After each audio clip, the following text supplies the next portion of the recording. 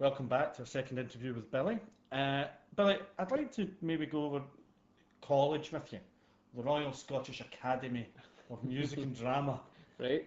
What was the course you applied and successfully got onto? It was a course called the Diploma in Dramatic Art, and there was another one at the same time called, which was the Bachelor of Arts. Basically, it was like the degree course. Right. Ours was just a diploma at that point, and I think the reason was for it to be a degree course, you had to do so much written work. There had to be something at the end, and because it was the course that I was on was mainly or completely an acting course.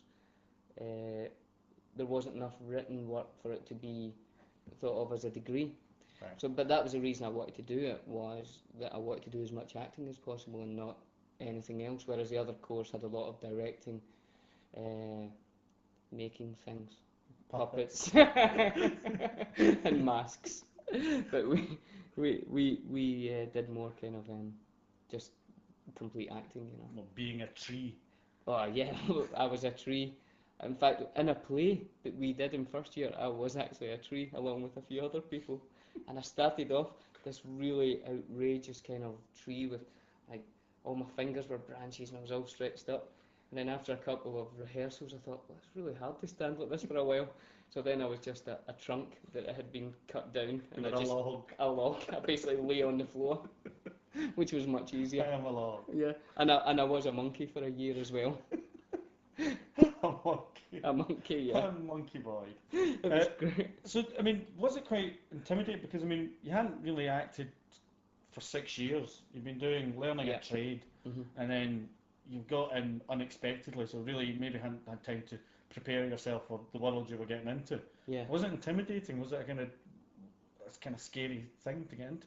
Um, it was sort of at first. I remember the first week was incredibly scary because there was a lot of that sort of standing in a circle and, going in one at a time and saying something about yourself, which, coming from a factory making books wasn't something that we did that much, you know.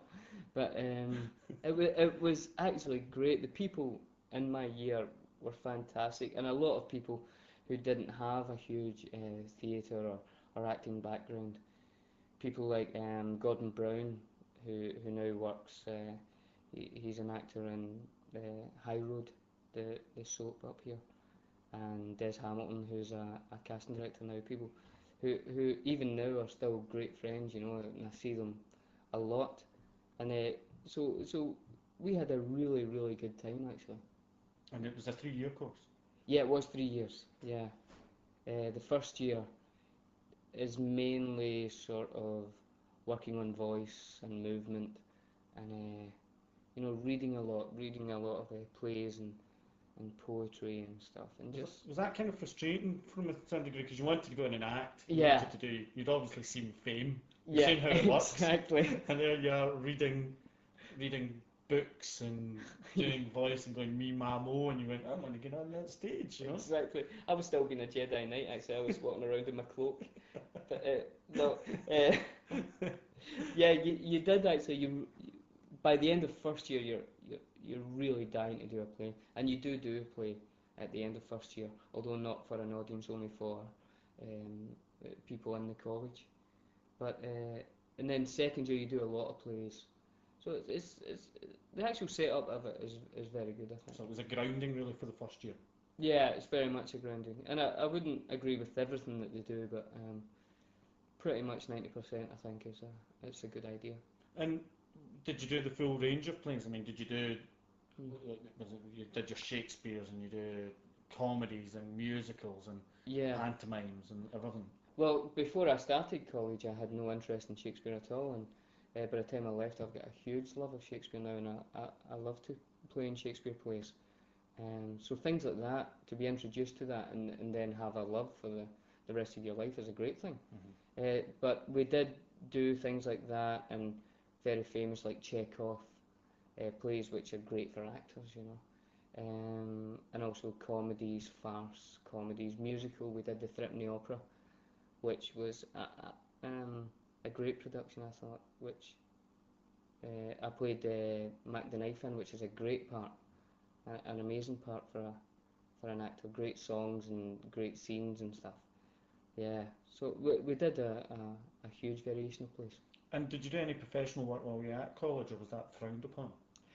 It was, actually thinking back, I was just about to say it wasn't frowned upon, but it was. So that was almost a lie. I take it like you, Stuart.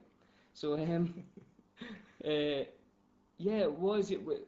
You weren't really supposed to do professional work unless you cleared it through the college, and it was of a certain type and stuff, and you didn't miss anything. They were scared about you missing, which at the time seemed strange because you thought, but I'm actually going to do professional work, and I think that's changed slightly now. I think they've got a better kind of grip on that. But the only professional work that I really did was kind of one-line walk-on parts on small TV things, or things like Taggart and Down Amongst the Big Boys, things like that. So just very small things. How did that? What I mean, how did you know of these jobs? I mean, were they? Like Down Amongst the Big Boys, which was a great drama, I think, that the BBC did with Billy Connolly. What they used to do was, if they had a big scene that they needed a lot of extras, sometimes they would come up to the college with a bus, and all the students would get in it, and we'd all go there for 40 or 50 pounds a day, which when you're a student is fantastic. So we all arrive, and it was a pub scene, so we're all standing in the pub, and the director needed someone to do a line, so he picked me, and it was a great scene actually with Gary Lewis. You know Gary Lewis? Yeah. Great actor, and he was. That's guy. He was in Billy Elliot. That's right. He's the father. Yeah. Yeah. Well, he was in this thing, and he had to come in and ask for a drink. He says, I want a half a cider and a whiskey, and he's all uptight, and the barman gives him it, and he downs it, and he says, look, I'm sorry, I don't have the money to pay for this, and the barman just comes out from behind the bar, takes his jacket off him, and goes back and says, well, when you come in with the money, you can get your jacket back. So I take off my jacket and throw it behind the bar and say, well, can I have 2 lads vodkas, please? Hey! Which, it's quite a good first line on TV. It's alright. Yeah, so, yeah, that was the first sort of professional. So things like that, things seem to happen by chance, I think, if you let them. Yeah, well, how was it? Because you do a degree show as well at the end of it. You Yeah. see a lot of agents, and how does it work? You do 3 pieces or something? No, you have 3 minutes Right. to do whatever you want. So you can come on and do a 3-minute monologue, or you and someone else can come on and do a scene, and that means if it was a 2-minute scene, you've lost a minute each. Right. So you then have 2 minutes, and so you use your 3 minutes however you want.